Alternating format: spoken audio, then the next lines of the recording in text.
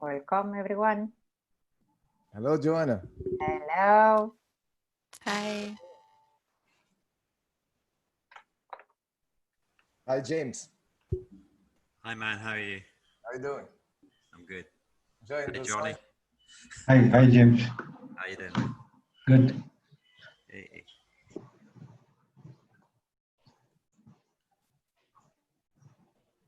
Hello, Joana.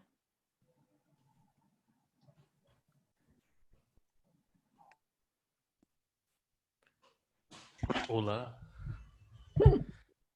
Hello. Okay. Nader is here. Jedi is here. Hello. Great. Hello. Hello, hello. We are waiting for Elena. Elena's here, I think, yeah. Yes. Hello. Okay. Thank you. We are waiting for a couple of minutes. Do you want to begin, guys? To say anything? It's up to me. Oh, you're the facilitator, so do it your own way, Joana. Thank you. Okay, we are going to wait a couple of minutes. We are going to give 2 minutes to Nader to slow down after the amazing presentation. Thank you, Joanna. And the topic of the panel is coaching impact on business, well-being and performance, how to measure it.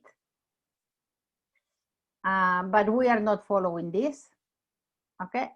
Because I think that another presentation was so clear how to measure it that I think we move in another direction. I sent an email to the panelists and Jedi suggested to move more something like future challenging of the coaches. Okay, Elena is smiling, good. And this is, if guys allow us, I prefer to move in this direction instead of repeating again. Oh. Thank you, Sonia, for instead of repeating again. Okay, we are going to be there. You surprised me with this, but I like surprises. Okay, no, because I attended the last part of the Nader presentation, and I think it was very clear about how to measure the impact. And I said, oh my God, we are not going to do again. No, and I am going to use the 3 amazing coaches that we are here to take from them something more than this. I think that most of you has been in the different conference. This is Joana. I am a PCC by ICF. I am settled in Barcelona. My passion is to support women. I am an executive women coach. And my second passion is to be close to guys at who I am, a partnership, guys, help me. Partnership, vice president of partnership. This is what I am. Yeah, so the strategic partnership, yeah. This one, this is what I am, and I love it. And I love it because I have not to attend to the more meetings. This is the more exciting thing. Then, 3 coaches, Jedi, MCC from Singapore, and his mission is to coach and empower 1 million people. The second, the second coach is Nader, ACC from Tunisia. The mission is to make a positive change in this world through support change in behavior. Yes. Thank you, Nader. You're welcome. And the last one is Elena. I tried to do the family name, Chelokidi. Yes, you're right. Wow, he's a PCC from Russia. And he won an award of the Young Leader Award for ICF. Thank you to me here. I would like to share with you that everyone can stop in any moment. You can use the chat. You can use the raising hand. You can open the micro, do as you wish. To facilitate the conversation, if there are some comments or questions in the chat, I am going to move this question to the panelists. And I would like to ask one question to every coaches. Okay, Jedi, you are the first one. Okay. Yesterday, you said there is a new code of ethics for ICF. There is a new rearrangements about the competencies. There are 8 instead of 11. And I hear in 2021, it will be around the writing exam, try to move from the 11 competency to the 8 competency. Thinking about the future change of the people who wants to become an ICF coaches, what do you think can be the scenario for the people who has to pass the ICF exams in 2021, different from now? Okay, that is a very valid question. Now, if you are thinking about submitting your recordings, so many coaches are fearing, because what happens if I have to submit my recordings in January of 2021? Will I be assessed based on the new competencies, and what would that look like for me? Would that mean more stressed? Will I get more stressed? Will I be assessed totally differently? And what would happen for me if I'm an MCC, applying from MCC, PCC, or ACC? Would it be different? Well, the truth is this: the 8 competencies and the 11 competencies, the big difference in this two, it's one of the competencies, which is coaching mindset. In the previous 11 competencies, one of the things that's found that was really interesting was this, that we've been talking about a coach, but it's not just the coach, it's the coach and the client. It's the coaching relationship that we have. And that's why ICF as an organization has changed its name from International Coach Federation to International Coaching Federation, to showcase and highlight the importance of the coaching relationship more than just the coach as the hero or the coach as the guru. In the coaching process, the coach is not the guru. The coach is there to support the client, partnering the client in the co-creative process. So when we look at it in 2021, the scary thing is not so much about the 11 competencies anymore. The important thing is about having that mindset to say, hey, okay, we're going to take it on straight on, and it's going to be fine. And the big shift, even for competency 9 and 11, has now been subsumed into competency number 8, which is facilitates learning and growth. So not much has changed for all the competencies. You will not see a drastic difference in terms of assessment as well. But what you will see is this notion of, is the coach and the client partnering in a deeper level than ever before? The emphasis on that, and emphasis also is on cultural, cross-cultural awareness, cross-cultural integration, and also respect for the different nuances. You begin to see as well, there's this new notion that everybody wants a new voice. In the traditional way, the ICF competencies has always demonstrated a competency based on the Western philosophy. But now it's incorporating the Eastern, the Central philosophies.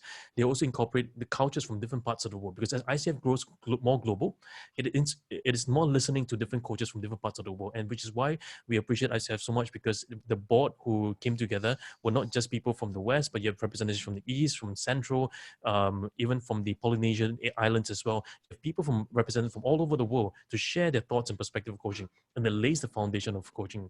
So if you're applying for 2021, for your assessments, the thing that you got to do, it's not too much about wanting to pass in terms of scoring. You want to focus on your ability to coach the person in a greater sense of partnership.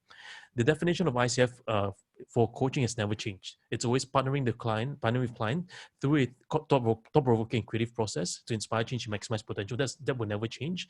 And what you want to do in the process as well is just to partner the client even in a deeper sense. So even if you look at the 11 competencies, 8 competencies, and you compare them together, and I have videos that I talk about the difference between 2 of them, the assessment criteria will have some difference, but it will not be a major difference that you need to relearn in totality. So you can still have confidence to apply for your recordings as you're approaching for the ICF credentialing. The big shift will happen at the ACC level. At the PCC level, the behavior markers will change and update accordingly based on the new shift. The MCC level, not much will change because the MCC, it's based on the characteristics of what a coach needs to be doing in the coaching process. So you will see basically the ACC getting more structured so that you are clear about what you're looking, what's expected of you in the coaching process. So think about this. I give a simple illustration. Competency number 2 in the coaching agreement has now become competency number 3, which maintains agreements. In the maintaining of agreement in the new updated competency, it showcases 2 parts. One is the formative agreement and the other is the sessional agreement, where we look at several components. So what I would say is this: if you look at the 8 competencies and you follow based on ICF approach on the updated competencies, you would still do just as well. So not to worry about the assessment criteria. What you want to be excited of is this, that, hey, from now to then, as I'm practicing, as I'm getting better at my coaching, I'm not worried, oh, next year it's going to be new changes, and next year I'm going to do change. If it change, guess what? I'm going to be confident to know that my skills that I developed this year, it's more than enough and prepares me well for next year. Because come next year, ICF will also give a period of consolidation, a period of assimilation to these updates, and they will also have videos that will prepare coaches from all the different levels of the new change, and they will also give time for adjustments.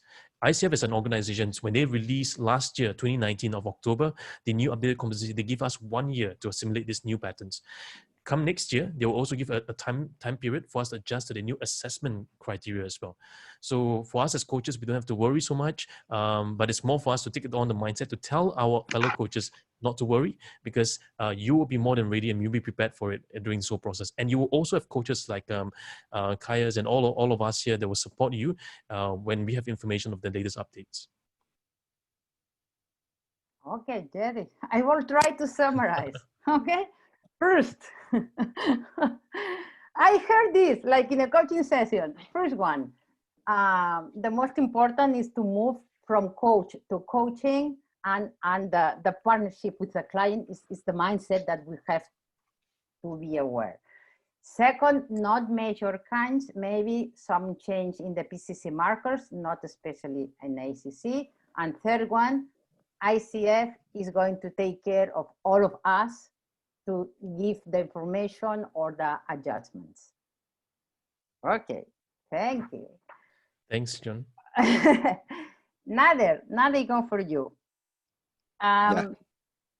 Imagine you are talking for a coaches who wants to sell their coaching program to the organization. Business coaches, executive coaching, okay? Yeah. You are with selling program. And you know that the client is going to ask, what can be my return of investment, okay?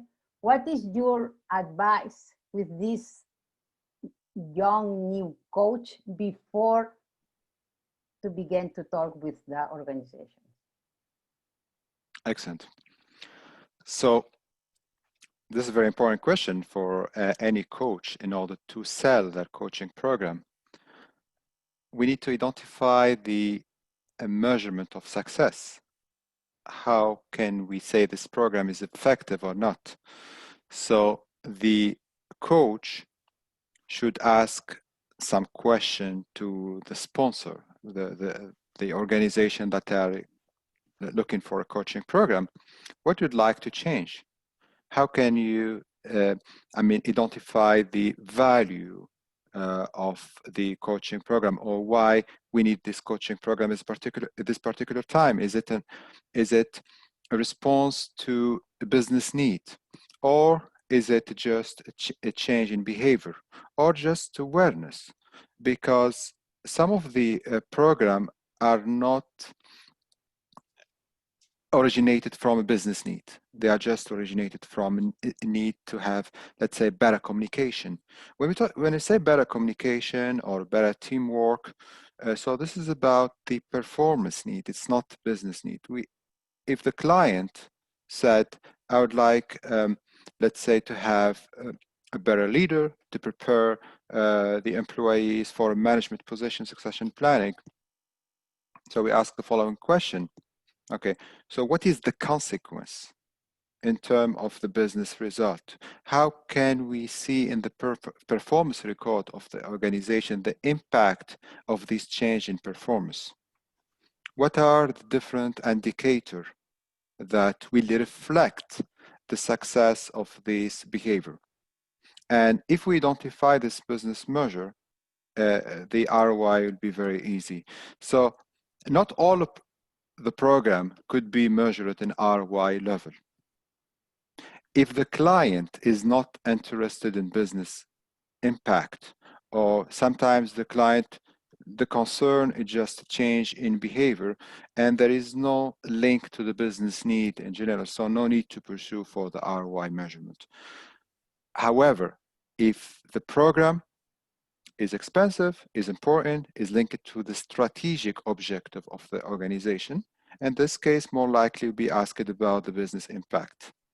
And I have a case, I mean, here in Saudi Arabia, it was yesterday. So a big government organization, the learning and development manager, the head of the academy, called me and he said the minister asked about the business impact of this organization training program and coaching program, the minister themselves. So in this case, more likely organization, because it's expensive.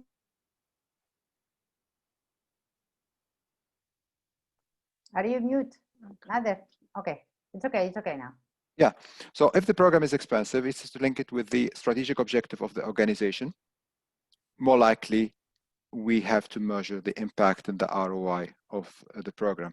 So by starting with end in mind, it will help any coach to be different and to show the value of the work that we are doing. Because in fact, all of coaches are doing a great work, but we need to show the impact of this work in the client organization.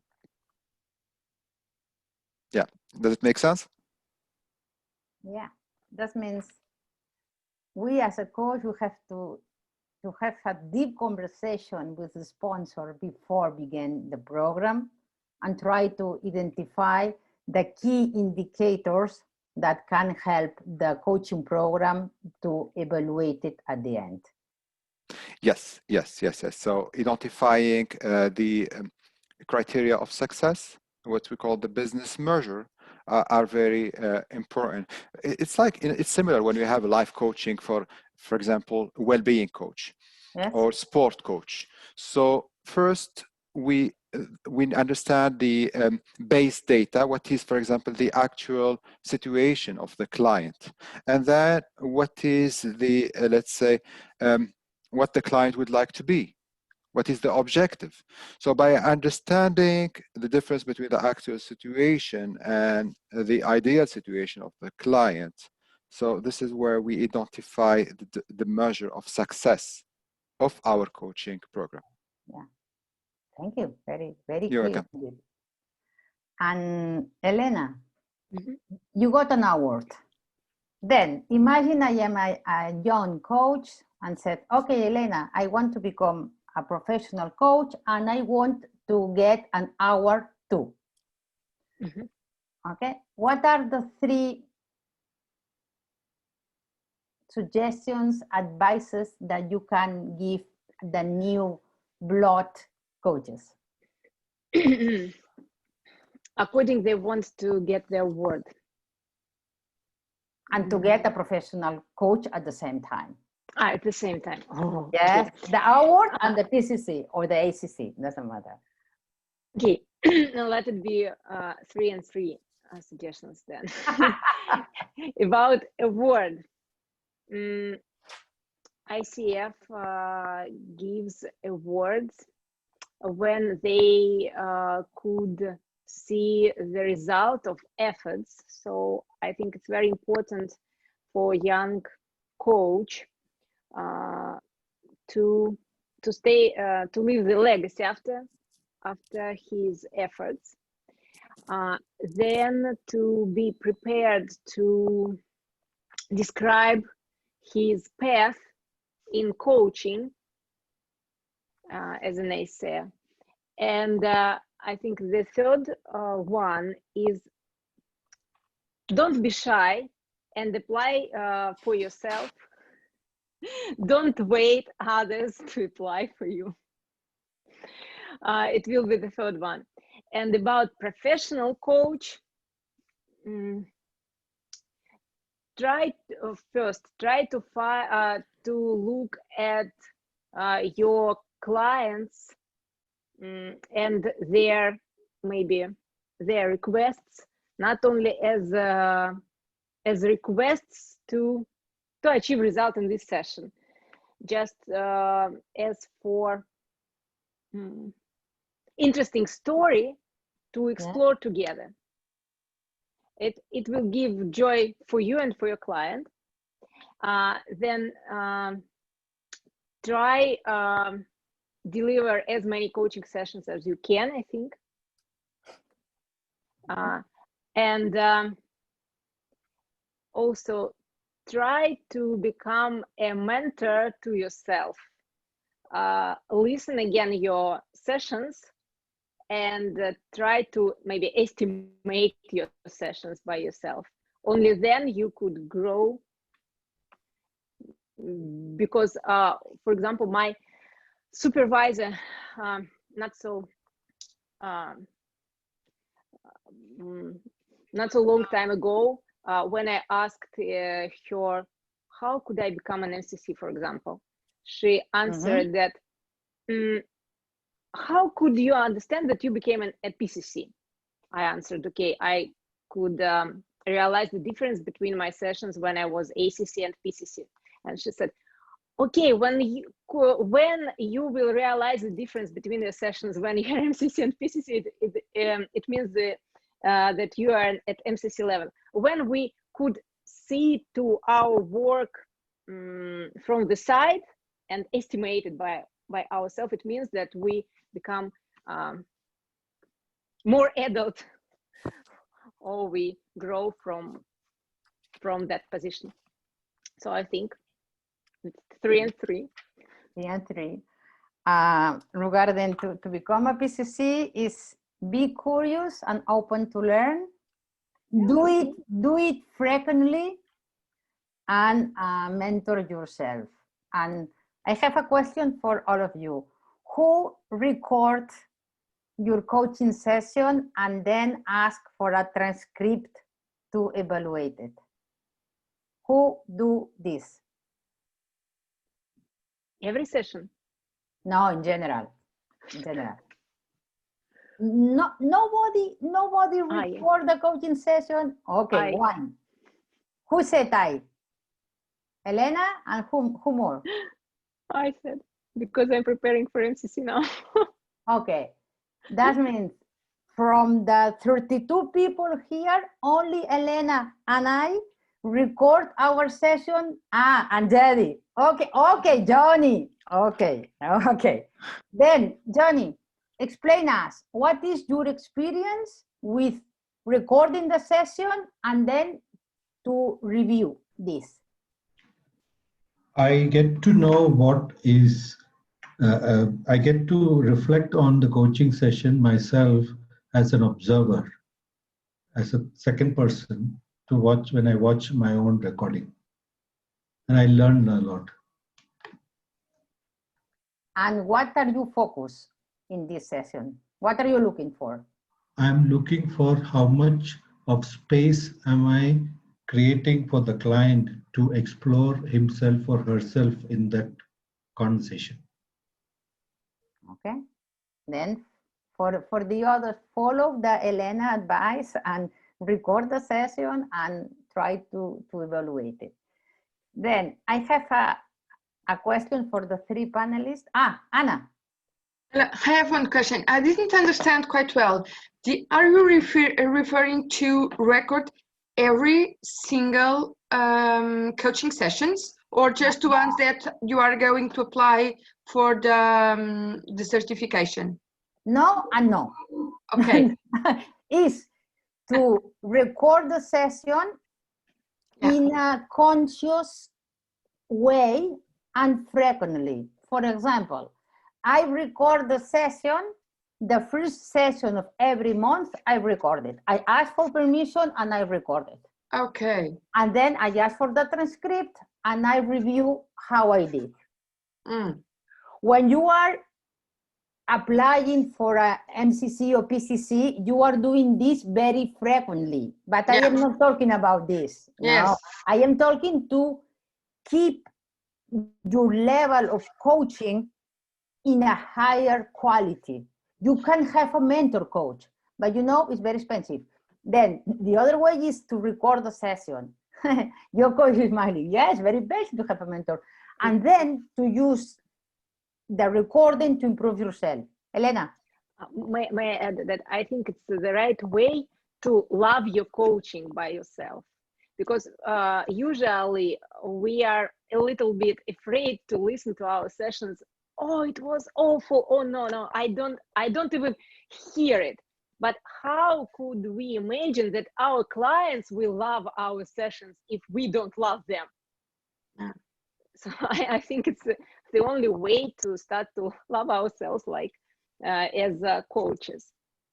This is why I recommend it to do frequently and plan it, because if not, when you finish a session, I forgot it, because you have to ask for permission about confidentiality, blah, blah, blah, blah.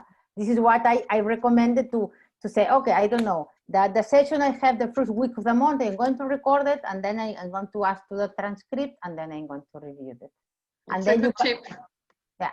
I absolutely defend that, because just through learning and just realizing our own words and well, some gestures and the way we conduct the session, that's why we learn better. So thank you for the tip, because I will start doing this. Thank you to Elena, not me. Joana, sorry, For you. do you recommend the voice recording or the video recording? Depends of how big is the your computer. That means it's a very pragmatic question.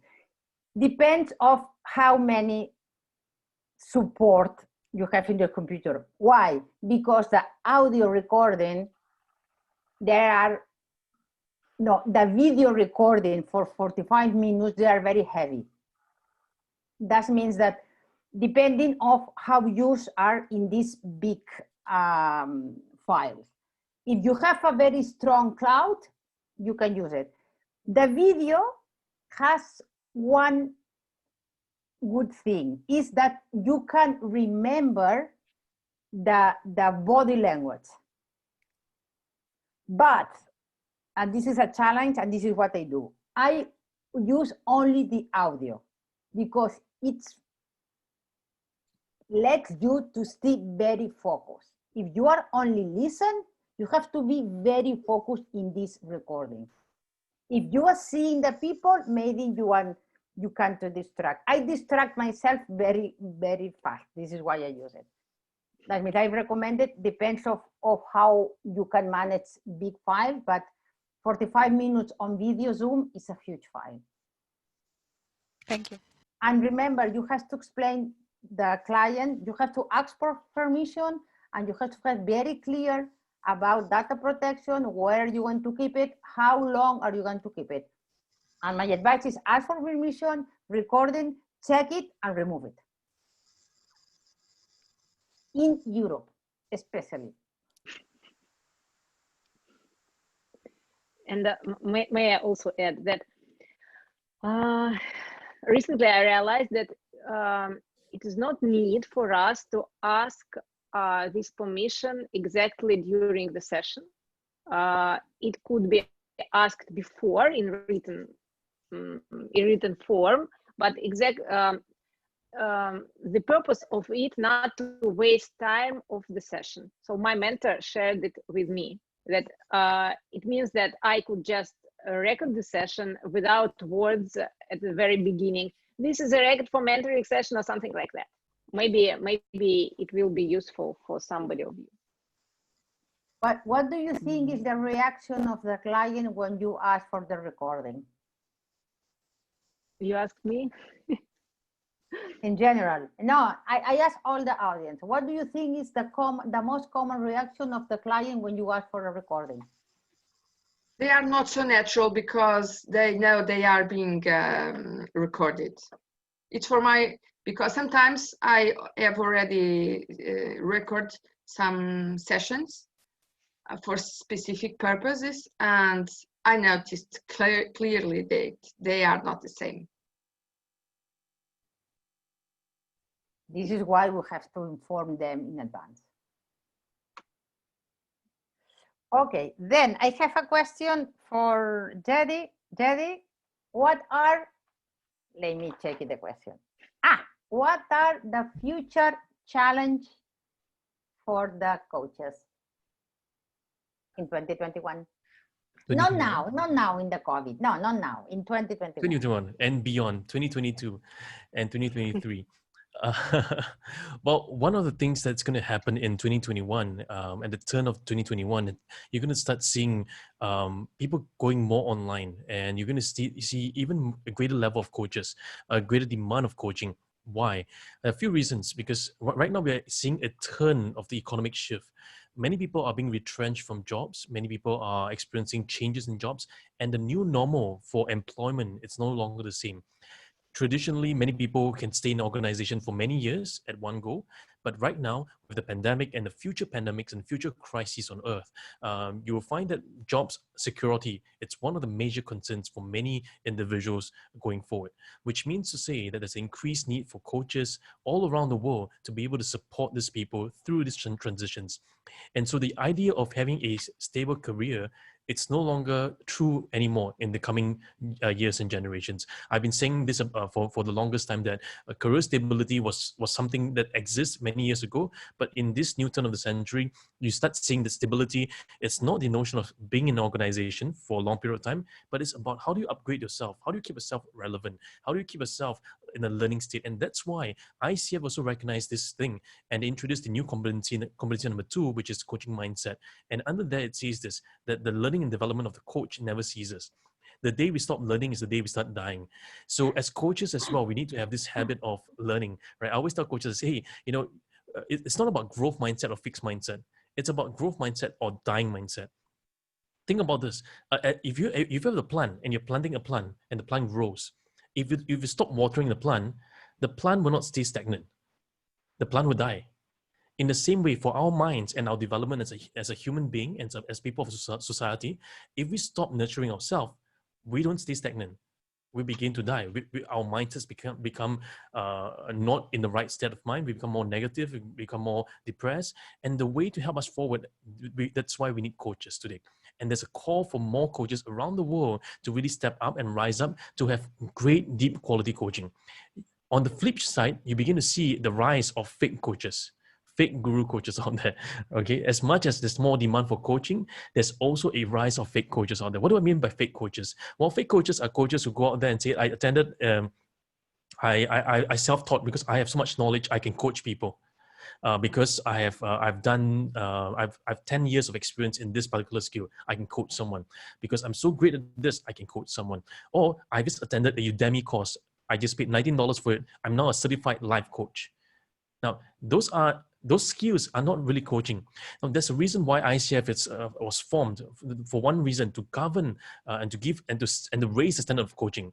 Imagine attending a $19 program on Udemy and you said, I'm a certified coach. Well, yes, you learn some skills of coaching, but you have not actually had the time to practice. You have not had the experience to practice with 100 clients, with 1,000 clients. For MCCs, you have 2,500 hours of coaching experience and beyond. So the amount of time spent practicing and getting into the grind, into the hustle of really being a practicing practitioner than a professing practitioner, it's two different things.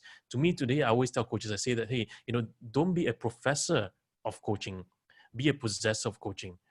I can profess to know and have all the information of coaching. I can tell you the research documents. I can give you the statistics. But you know what? It doesn't change lives. That is just information. What really changes lives, this is what I truly believe in, that coaching truly changes lives. And that's why my company is called Coaching Changes Lives, because we truly believe that coaching has the power to change and transform every individual life. And as coaches, we want to rise up to the next level, which means to say in 2021, we need to be ready as coaches. We need to level up our skills. We need to level up our playing field. And today, there's an increase in demand for team coaches as well. Come next year, there'll be an introduction of team coaching competencies. And already I'm teaching coaches around the world what these team coaching competencies are. And it's going to be really important. And ICF is going to make an announcement really soon, come next year and 2022 as well, where we're going to share the world. It's not just having one-on-one coaching anymore. We are now looking at beyond one-on-one. We can look at how do we facilitate teams, how do we facilitate virtual Zoom sessions like this, like what Joana is doing as well. She's doing a team coaching session for all of us here, a group coaching session, right? And you're going to see more and more of such things. And the medium of conversation is going to change, which means that we're going to have we're going to have less live interaction, we're going to have more online engagement as well. So the change of 2021, you're going to see two major things. One is the increased demand of coaching and the skills of coaching the requirement of coaches, not just to be great in individual coaching, but also great to be able to facilitate team coaching sessions. Number two is the medium of communication is going to change. So traditionally, we're very comfortable with just in-person coaching sessions. Now we got to get really comfortable with virtual. And what do you mean by virtual? So virtual, for example, in face-to-face, my hands may be down here, but in virtual, I need to have more energy. I need to have better audio device. I need better cameras for my clients to see me clearly.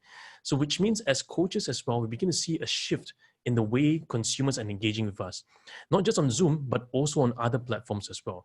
And you begin to see there's this whole new notion of different mediums of engagement through the virtual space that's going to be more demanded for the coaches. So as coaches, you're faced with technological shifts as well as personal and professional changes as well. Wow, very. Okay, I think that Shelly said two important things. We need technological skills because most of us were going virtually.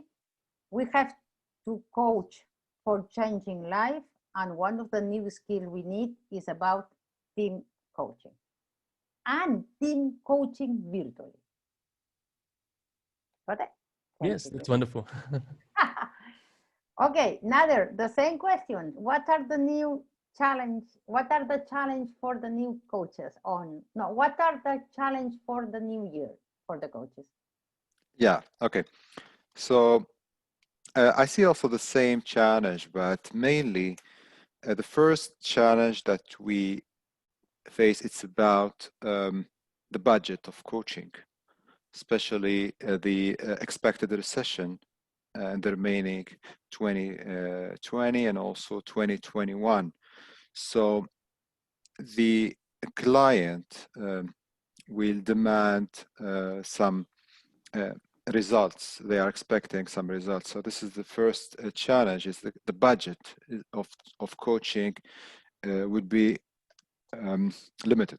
So we're gonna see some cut in all HR and learning and development and coaching budget. So that's the first point. The second point, what I'm seeing is there is more virtual coaching.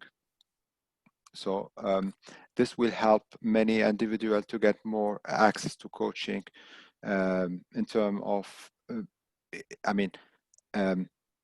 for the organization and also for the client employees.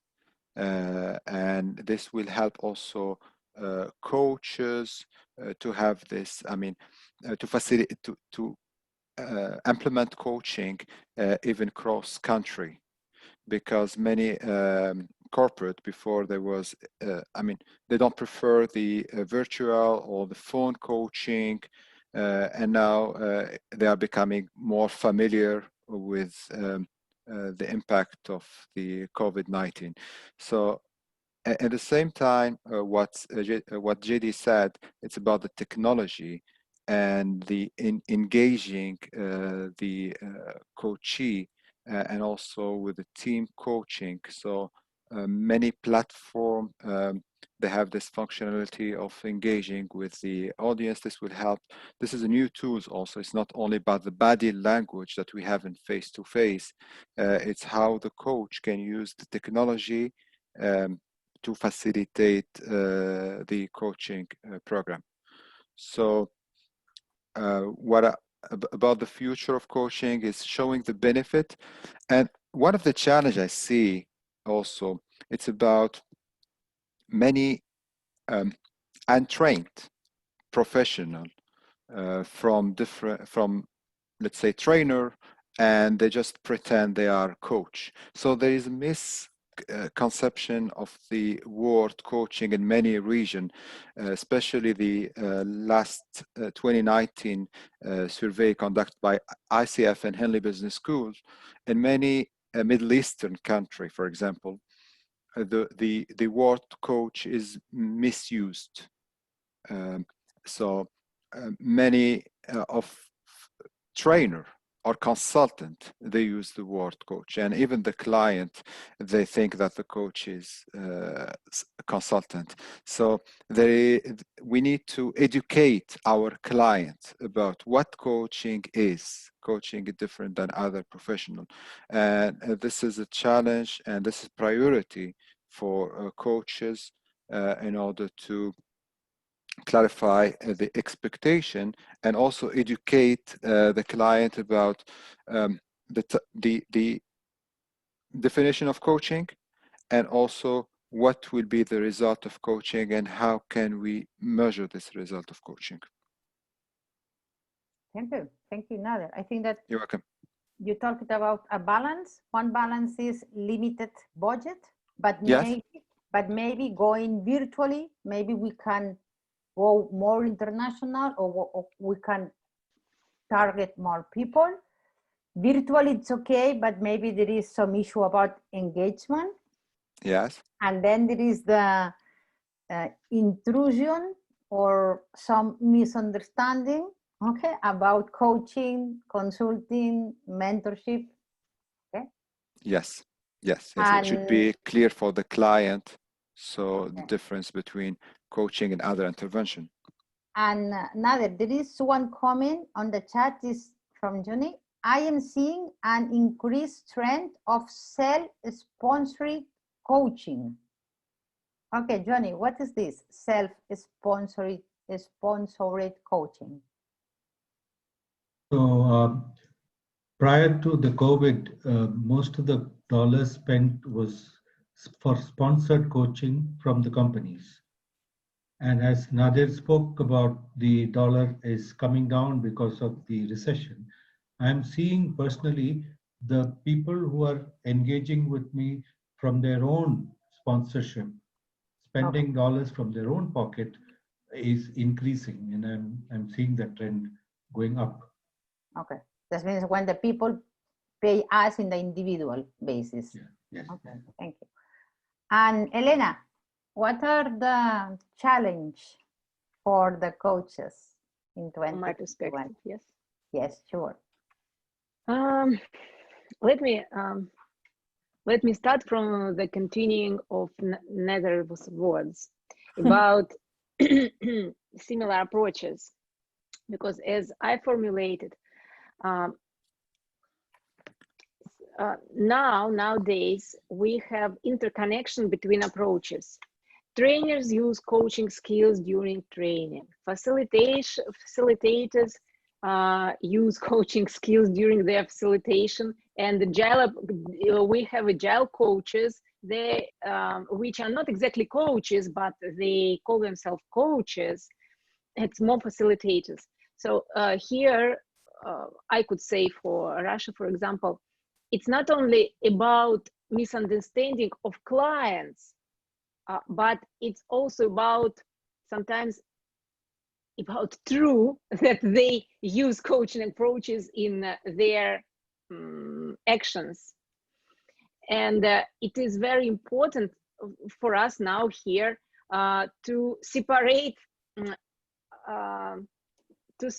us between us, because usually I have conversation with facilitators and we try to understand what's the difference. Elena, please tell me what's the difference between team coaching and facilitation. And we try to find it. So, and only then we could explain to our clients the difference. So I think the main challenge is will be for us to understand the difference very clear, to be able to articulate. And then according small budgets, I can see another challenge as mentoring, really, because when and it is only starting here, because it's cheaper for organizations to pay once for the education of mentors, for example, and then they are working for free with their mentees, and sometimes they do the work of coaches. And I really see it as a challenge, and how to articulate, how to communicate the benefits of coaching. For me now, I understand that we work faster, and we are better professionals in that, as I could articulate it for today. And the third one is, I think it is the artificial intelligence, because I know that even today, even during COVID, very strong coaches, world famous coaches, are working on special platforms who will provide the services of coaches.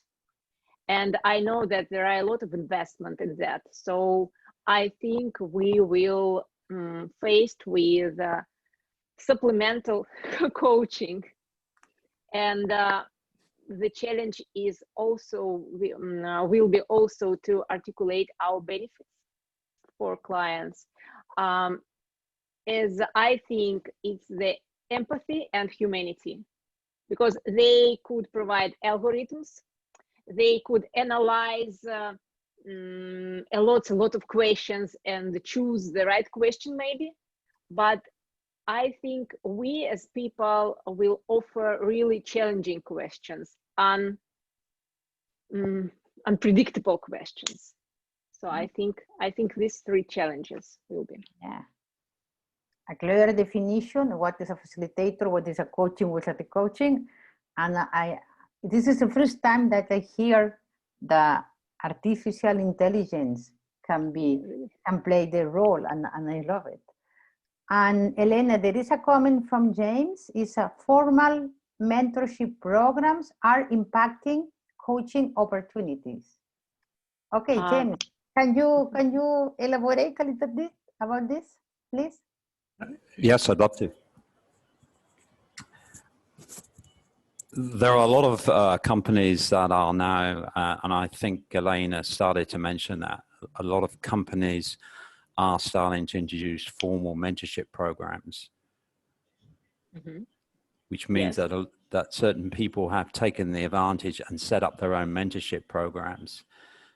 Now, I'm involved in a number of these, and I can honestly say that 50% of the mentors are certified coaches and use mentoring as a way of improving their coaching. Yes, and this is a challenge.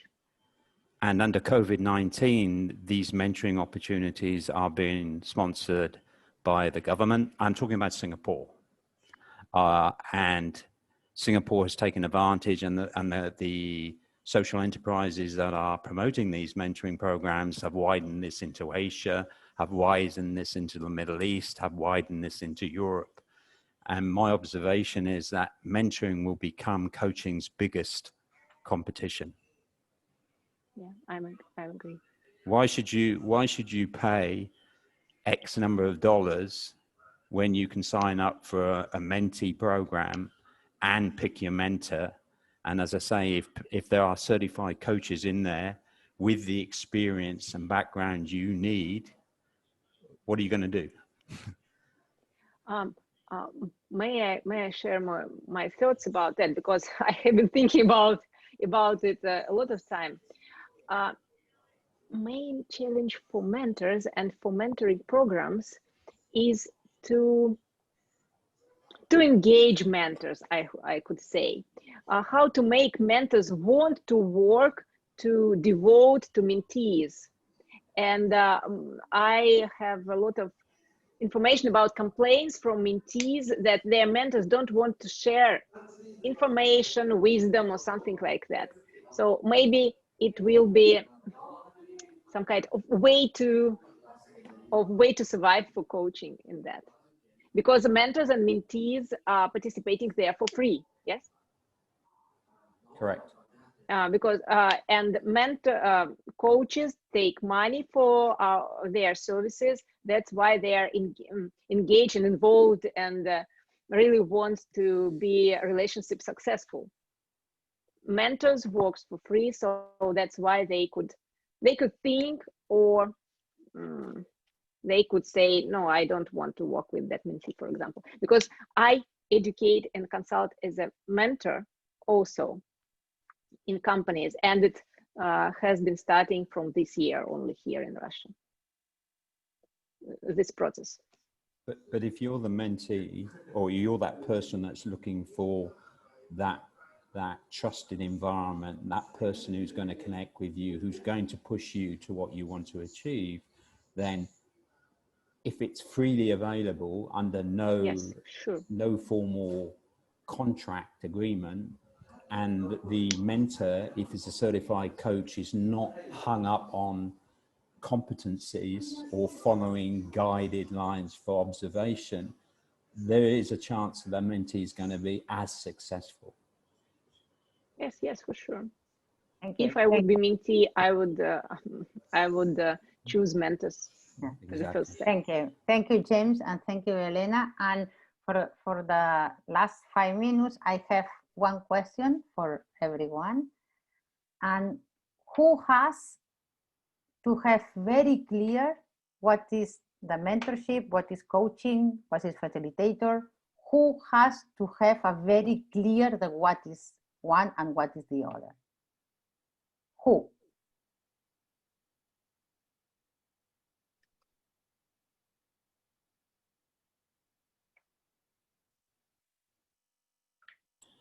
ICF. Okay. ICF, one. Cecile, the coach.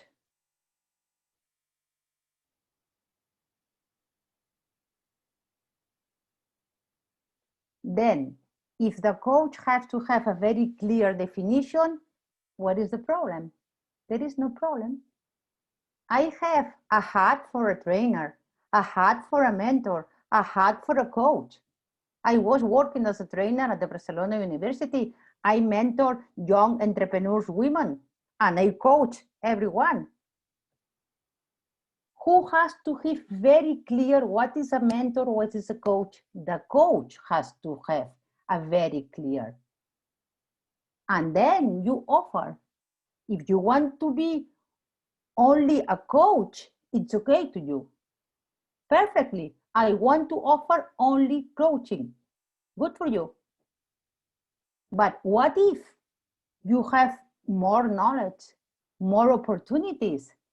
And then what if you can apply for a mentorship program because you have trained it as a mentor? This is what I have learned for the last 4 years. When I got it, my ACC, I thought, okay, Joana, you are a coach. And then I began to use my background. What if I use my 20 years of the training at university? If I use it to train people? This is why I think that the coach has to be very clear. I can sell apples, bananas, oranges, depending on what the people is looking. But we have to have very clear what we are offering. We cannot sell bananas saying this is an apple. This is my last reflection. Now, in 1 minute, Jedi, Nader, and Elena, last words. 1 sentence, please, 1 sentence. What are the challenges? What do you want to share with all of us before to close the session? 1 sentence. Now I am asking to be a coach. 1 sentence. Okay, from my side. Yeah. Please take inner responsibility for your lives and be happy. That's all. Thank you. Thanks. Okay, for myself, so please show the great work that you are doing and tell the story. Thank you. And for me, it's to push the boundaries of coaching to the next frontier. Thank you. Anyone can ask anything in a couple of minutes? Any comment, any suggestion? Any thought?